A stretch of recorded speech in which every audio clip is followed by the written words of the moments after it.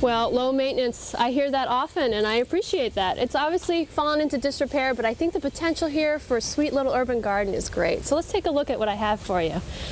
What I've done is taken your cue of low maintenance, but also kept in mind the idea of four-season interest. We're here in New England. We can't just have beautiful flowers in the summer. We need structure in the winter and something good happening in the fall and the spring.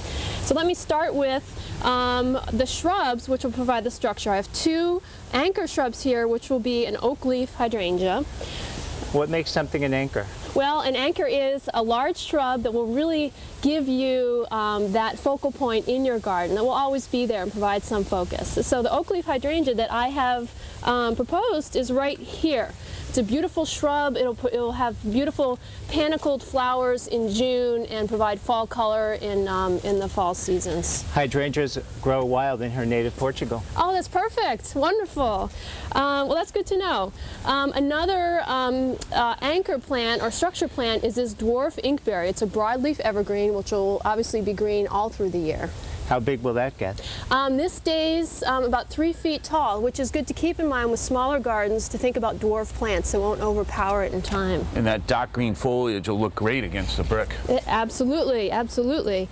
And then for the color part of the garden, for angelica, the loving flowers, we have some spirea. They're shown here in the pink. They'll be accented against the dark green of the inkberry. This is a spirea here.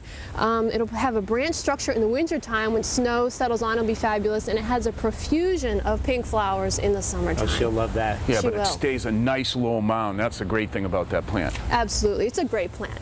And then for the remaining of the planting plan, I have a bunch of perennials that will provide a sequence of flowering times, meaning something will be flowering at every point throughout the summer and fall. So from May through October, something will be flowering. It'll be great.